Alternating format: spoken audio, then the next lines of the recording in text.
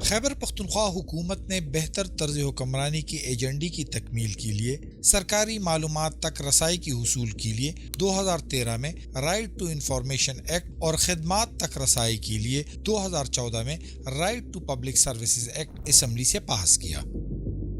قبائلی اضلاع کی جداگانہ انتظامی حیثیت کے بعد ان قوانین کو مئی 2018 میں 25ویں آئینی ترمیم کے تحت قبائلی اضلاع تک توسیع دی گئی۔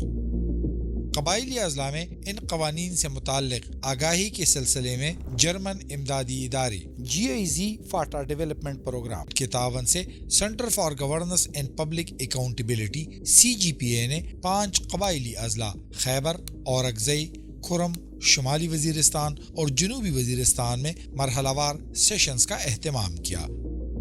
5 قبائلی اضلاع میں ہم نے public information officer, civil society member اور جرنلسٹ کو ٹریننگ دی ہے اور کمیونٹی لیول پہ ہم نے اویئرنیس سیشنز کنڈکٹ کی ہے۔ اس قانون کے حوالے سے ہم نے ایجوکیشن انسٹیٹیوشن میں بھی آگاہی مہم چلائی ہے تاکہ اسٹوڈنٹس کو اس قانون کے حوالے سے معلومات فراہم ہو۔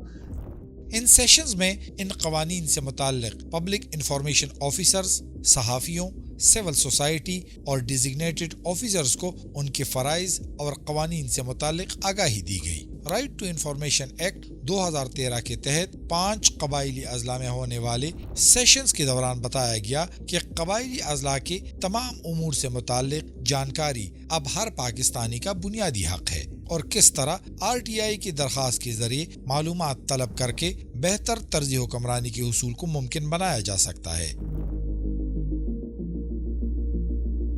ہمارا جو RTI کا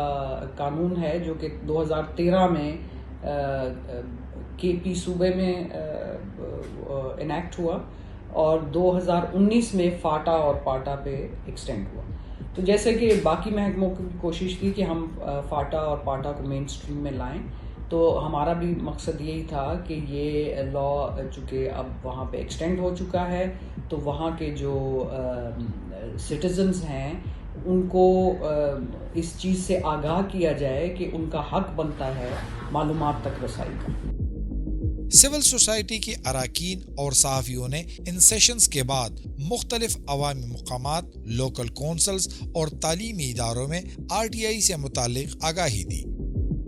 رائٹ ٹو انفارمیشن ایکٹ یہ 2013 میں آئی، اس کا جو ہر شہری ہے پاکستان کا وہ اس کو ایکسیس کر سکتا ہے، چاہے وہ KP کو بلانگ کرتا ہو یا نہیں کرتا ہو۔ اس کے تھرو ہم ڈفرینٹ جو ہمارے پاس گورنمنٹ سیکٹر ہے اس سے ہم انفارمیشن لے سکتے ہیں۔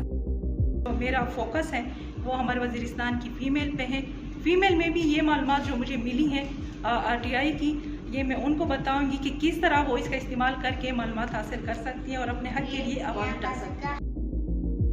5 قبائلی اضلاع خیبر، اورکزئی، کھرم، شمالی وزیرستان اور جنوبی وزیرستان میں right to public services act 2014 کے تحت بھی تربیتی اور آگاہی سیشنز کا انعقاد کیا گیا۔ ڈیزگنیٹڈ آفیسرز، صحافیوں اور سول سوسائٹی کے اراکین کو بتایا گیا کہ RTS کے ذریعے برتھ سرٹیفکیٹ سے لے کر نکاح کی رجسٹریشن تک نوٹیفائڈ سہولیات حاصل کی جا سکتی ہے۔ اس ٹریننگ کا بنیادی مقصد یہ تھا کہ سرکار کے وہ ادارے جو عوام کو سروسز پرووائڈ کر رہے ہیں، ہم ان کو اس لیول آف سینسٹیوٹی پہ لے جائیں کہ آپ نے اگر یہ سروس دینی ہے تو یہ سروس کن شرائط کے مطابق اور کن اصولوں پہ دینی ہے، اور بنیادی شرط اور اصول یہ ہوگا کہ آپ نے کوالٹی سروس دینی ہے فاٹا کے عوام کو اور ٹائملی سروس دینی ہے۔ تو یہ جو ہماری ٹریننگ تھی اس میں ہم اس سینسٹیوٹی کو انکریز کر سکے اور ان کو سمجھا سکے کہ اگر وہ ٹائملی اور کوالٹی سروس ڈیلیور نہیں کریں گے تو ان لوگوں کے اوپر،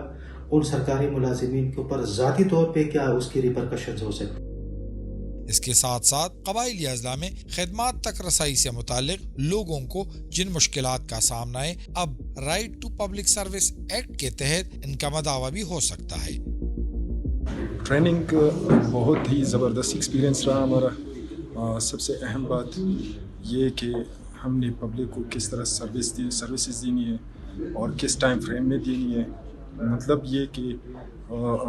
اگر سمرائز ہم کر لیں تو اس ٹریننگ سے ہم نے یہ سیکھ لیا